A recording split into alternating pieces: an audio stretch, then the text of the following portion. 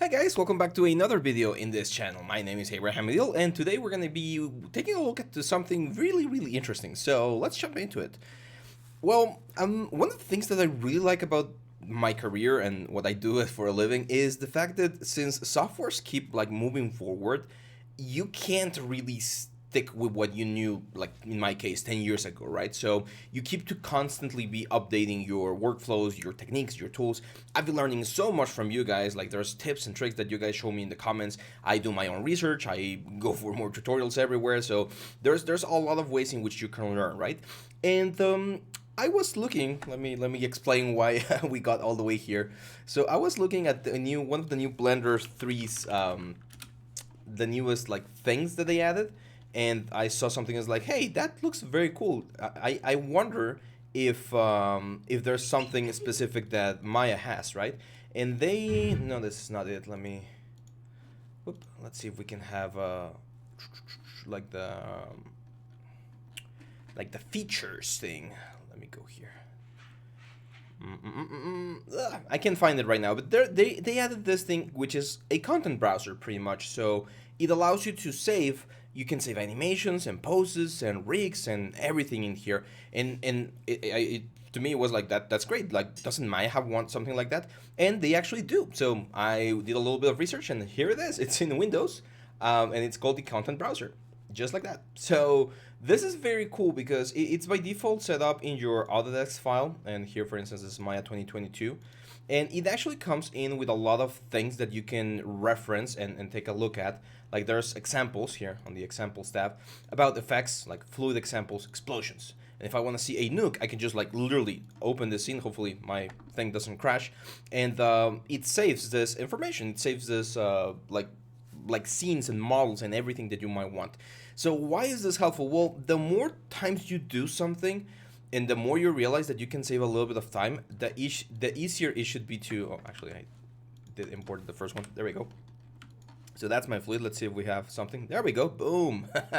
So I don't know how to do dynamics. I'm completely honest with you guys. I like this thing's magic to me. I really don't know how to do this, but it's here. Like if I ever need a nuke render or something, the file is there. Of course, this might not be the best quality, but it's there. So I'm gonna build something right now. It's a little bit of a modeling tutorial as well. We're gonna build something, and then I'm gonna show you how to save this so that anytime you need this file, you can just go into your library, like a Maya library that we're gonna be creating, and then you just import it to create your own stuff. So one of the things that a lot of my students do, and I encourage everyone to know how to do this, are clay renders. You know, like this sort of things where you have like a character or like a prop or something, and you want to create like a nice clay render for a character. And I've seen some people do this sort of stuff, which is very cool, where they make it seem like your character is actually made out of clay.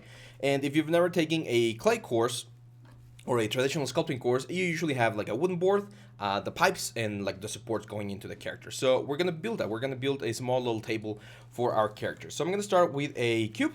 I'm just gonna hit R to scale it. Let me very quickly go into our Karnak here thing. I always forget to turn it on. There we go. So that we can see the keystrokes.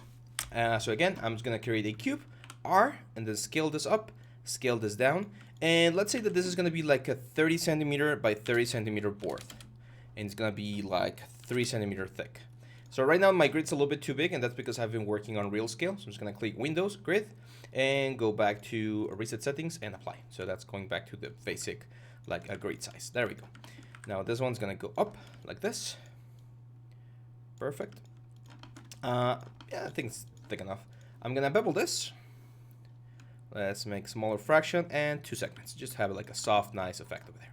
Now we're gonna create the pipe. So the pipe's gonna be a little bit bigger, probably a little bit smaller. You're gonna be able to modify all of this later on in your once you use it with like a model or something. This is just like the base for everything. So let's scale this up with R and then just move it with W, probably a little bit thinner. One way to thin things out very quickly, Control and then just click on the cube, and it will constrain to that axis. So it will only be scaling on X and Z in this case, which makes it very easy to find the exact thickness that I want, which is something like that. There we go. Now on the top, you can see here that we have like the lines where you screw something into. So let's do something like that. I'm gonna use my cut tool. I'm gonna add 1, and then 1, 2, 3, 4, 5, 6, 7, 8, 9, 10. Which, by the way, I could also use like a multi-cut tool or something, but that's fine. Just gonna grab all of these guys right here. Or actually, no, I'm gonna go face, I'm gonna click 1, and then shift double click the next one, and I'm gonna skip 1, skip 1, skip 1, skip 1, and there we go. Control E to extrude, offset to make it a little bit thinner, and then just push it out like this. There we go. And if I press number 3, we're gonna get that very nice sort of effect. I'm gonna keep it number 1 or just like non-smooth mode, and that's fine. Now you can also see that we normally get this like T shape, which is very, very handy. So to do it quick T shape, super easy. I'm just gonna add one line right here, and then let's add one, and then like another one over here. There we go. And then it's just a matter of like extruding this out to give it like the thickness that we want. We're not gonna be doing I mean, we could model everything with subdivisions and stuff, but since this is not gonna deform or anything, this works perfectly fine. I'm gonna grab this guy and this guy, this guy and this guy, and I'm gonna bevel with 2 segments and a small fraction. There we go. So now when we press number 3, we get this very nice like effect. We definitely need to add one more line on the bottom side. So down here, so that when we press number 3, we don't get any weird thing over here. Now you can see that there's a vase, like this sort of like thingy over here. So let's add that one as well. Very simple. I mean, we can just use another cylinder, make it a little bit bigger. Let's make it thinner. I'm gonna press a D and then V to snap it to the point and snap it here. And then I'm gonna press B again to snap it to the board. And now I know that it's perfectly flushed with the board. And then I'm gonna press V again to snap it to the center of the cylinder. There we go. And now, of course, I'm gonna use the same thing that we did. Control and click on this guy to make it smaller so that we don't go like outside of the board. This edge right here, let's bevel it so that it's a little bit rounder. Something like that, I think looks good. And we're gonna add one edge loop right here on the bottom side. There we go. And now for the center, I'm gonna grab this vertex, Control F11. That's a shortcut to select all of the faces that are connected to the vertex that you select. So it's pretty much converting your selection to faces, which is very handy. Control E to extrude, offset to create like the hole for this thing, and then Control E again and just push it down. Not like we don't have to go all the way. We just need to create something there. Bevel, 2 segments in a small fraction, and that's gonna smooth very, very nicely there. Perfect. Now, if you wanna be if you wanna really go overboard, we can do that like the small screws. So let's. I'm gonna grab a cube here. I'm gonna show you how to do a quick like screw cap. I'm gonna say mesh, and I'm gonna smooth this. This is gonna create a nice little like sphere. I'm gonna say mesh and smooth again, or you can just say 2 divisions. And then I'm just gonna grab all of the lower faces, delete them, and just flatten this out. See, that's like a screw head. And then we're gonna grab like this faces right here. Control E, offset a little bit, and then Control E again. And with W, I'm gonna push it down. And when you press number 3, we're gonna get this very nice like smooth effect. V to snap it again to the surface here. Whoop. V, there we go. So let's have like one here. Probably smaller. There we go. So one there, one there. And you don't have to be exact in this case. I think not being perfectly exact kind of helps with the like naturalistic feel of the things. To just like twist them a little bit. There we go. So we have our 4 bolts over there. And now for the other pipe right here, which is like this T pipe over here, I'm just gonna duplicate this guy, or rotate this around, and I'm gonna erase all of this faces over here. There we go. Now this guy, I'm just gonna push it forward and just have an overlap over here. Probably gonna make it a little bit smaller so that the overlap kind of like merges together. Because again, we really don't need to worry too much about like proper topology. When you render this thing out, if both elements are made out of metal, then you're gonna be just fine. I'm gonna grab all of these vertices and just bring them down. And this is the kind of like, this would be the kind of objects that you would change depending on your object. So let me import like whatever scene I want, like any character or something that I have. What do I have here? Yeah, I have like this decimated soldier. This is the one we did for our hard surface zeros course, which is coming very, very soon. We're having some like technical difficulties on the on the sides to make sure that all of the videos are proper and stuff. So this is what I would do. Like if I want to make this sort of like a clay thing, there we go. So just adjust this and that's it. Maybe this one's a little bit too long, so I'm gonna bring it forward or closer here. Just bring them right about there. There we go. And that's it. It's kind of like a support, right? So it's just to have a different kind of render. So just a quick modeling thing here. Let's clean this up. This definitely clean this up. So I'm gonna grab like these two guys and combine them, and then I'm gonna grab like the 4 bolts and combine them as well. And this one's fine. Grab everything, freeze transformation, delete history, center pivot, and let's rename them. I strongly recommend that you rename everything here. So I'm gonna call this wood board. And this is gonna be metal base. This is gonna be metal support, and this is gonna be metal bolts or screws. Now you can actually save this scene with everything, including Arnold materials. So one thing I could do is I can just like grab all of this guys except for the wood board, say assign new material, Arnold, AI standard surface. I'm gonna change the name here to M metal, and then just increase the metalness over there. I'm gonna assign a new material here as well. Assign new material, Arnold, AI standard surface. This is gonna be M wood. Even though we don't have the wood maps, we would add those like later on. I believe you could add the textures, but you need to keep them in the same place in your computer. Otherwise, every time you import this thing, it won't find the textures. So in this case, I'm just gonna probably add like a sort of like a brownish color, just so that I know that this is gonna be eventually be my wood support. Now it looks very ugly right now, right? It looks like we can't see everything, and that's because the metal usually shades, but depending on the reflection. So I'm gonna click this button right here, which is called the Use Default Material. And I'm gonna grab all of this, guys, Control G, and I'm gonna save this as clay base support. Perfect. So now what I need to do is I need to take a screenshot of this guy so that when I save the thumbnail of my object, everything looks very nice. I'm gonna turn on this thing right here, which is the anti-aliasing. I'm gonna select everything here, and I'm gonna say File, Save Selection, or sorry, Export Selection right here, option box. And on the options here, I'm actually gonna export this as an MA file or MB file, my binary. There we go. And there's this one right here, Save Thumbnail Play Blast. Very important. So I'm gonna click Capture Thumbnail, and this will allow me, as you can see, to get my thumbnail in. So I can just move my camera around, and this will be my thumbnail. So this is the little thing that I'm gonna say. I'm gonna say Capture. There we go. Now, as you can see, we have this display right here. If you don't want to have the display, don't worry. Just go Windows, Display, Heads Up Display. You're going to turn off Poly Count, and Display, Heads Up Display. You're going to turn off Object Details. So now it's clean with Capture. There we go. If you don't want the gradient background, Alt B. Remember, Alt B is also another way. I actually like the blue background, so I'm just going to hit Capture. You can even turn on like the ambient occlusion and everything, and then it will look over here. So I'm just going to say, this is a thumbnail, of course, and just save.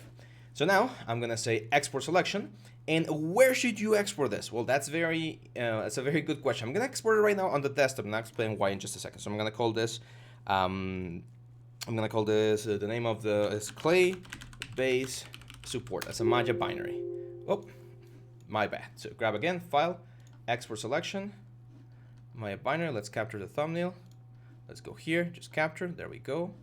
Grab everything again, save. And now we do Maya or clay base support. There we go. So we export the selection. And we now have the file. Now, if we were to go into Windows and Content Browser, I'm going to go all the way to Autodesk. And I'm going to go to, I created this new folder. This is a new folder that I created just a couple of minutes ago that I call Library. And the reason I didn't create it inside of the Maya 2022 folder is because I don't want to be like constrained to Maya 2022. If I ever need to explore something in other versions of Maya, I'm gonna have my library right here. So I'm gonna go here. I have an HDR actually where I'm starting to save some of my HDRs just for easy access. And one of the cool things I like about the content browser is that it actually shows you the image. So yeah, that's good. So in case you don't want to have all of your HDRs in your source image folders, you could also have it on the library as long as it's easy to access. I'm gonna go here. I'm gonna create a new directory. I'm gonna call this models. And now, if I were to open that models file over here on my computer, and I drag and drop this one, or the one that I just created, the clay base element, clay base support. There we go. It's gonna be right there, and you're gonna see that we have it right here. I'm a little bit curious why we don't have the thumbnail though. Huh, that's weird. We should have. Did I not hit save? Probably didn't hit save. Let's try it again. Let's try again. So just grab this whole thing. Yeah, file, export selection. We're gonna export this as an Maya binary. That's fine. Let's capture thumbnail. Let's deselect, capture, select again. Let's hit save. Let's go desktop, save this one again, and yeah, export selection, yes. Okay, so that should be it. Where is it? There we go, clay base support. So technically, let's replace this. Technically, if we go to our content browser, that's very weird that we're not seeing the thumbnail, because we did follow the proper techniques. So okay, I'm gonna skip over this very quickly, and then I'll pause and just go back and figure it out. But here's the deal: if I were to create a new scene, like I didn't save that one, like technically I didn't say this, but if I just drag and drop, there we go. Everything is here. It actually has the materials that we need, like the metal. It has the like the names. Everything is working fine. So every time I need this sort of like clay base support for my renders, I can just drag and drop this from my content browser, and I don't have to do everything again. Which again, is not that bad. But like imagine I do this like 10 times on a year, right? For a couple of renders, that means that I'm gonna be saving 100 minutes, because it takes me 10 minutes to do the whole thing. So by doing this, you save stuff. And this is one of the things, like I've been doing this, but just now with the content browser, you save a library. As you go or you become like a better artist, you start saving models. Like I have barrels, I have hydrants, I have fire extinguishers, I have cars, wheels, tires, like everything. There's a lot of models that I have, and when we have a new project, you don't start everything from scratch. That would be a nightmare. Well, not a nightmare, but it would take so much time. So that's the main thing about the content browser. Let me pause real quick. I don't want to waste a lot of your guys' time, so I'm going to pause real quick, figure out the thumbnail thing, and I'll be right back. Just 1 second. Yay, we got it to work. So as you can see, it's now working. We can see the actual thumbnail. So what was the catch? Well, my mistake was that I saved the object to the desktop instead of saving it directly on the library. And it's very important. Sorry. Oh my god. Allergy seasons, and I get all crazy. My mistake was I saved it to the desktop, and when you save it to the desktop, you actually get another little folder that I forgot about, which is this Maya swatches.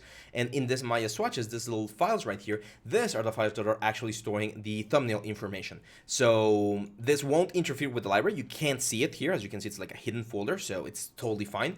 But now the object will actually reference that specific part. So here, let me show you another example. Let's say we want just a screw. Like maybe we want to have like this, like not 4 screws. Let me just want like 1 screw. So I'm gonna grab this, Control D. Let's move it to the side, and then let's just go into face mode. Oh, let's grab this guy's face mode. Just delete off this guy's. Just gonna go here. Let's Shift P to like move this thing around. I can actually just like freeze transformation, center pivot, delete history. Let's snap it to the center of the grid so that anytime we import or reference this guy, we get it exactly here in the center, which is important. And let's call this just metal screw flat. And I can do the exact same thing. Let's turn off the wireframe here.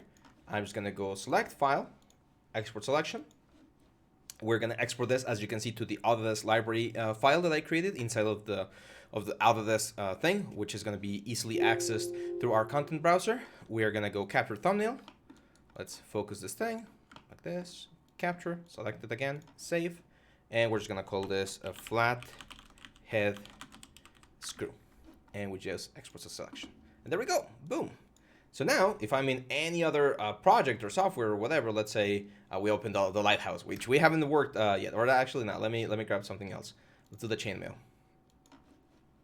So we go into the chainmail, and let's say we need one of these guys. You can just drag and drop, and there we go. It's gonna be right there on the middle of the board.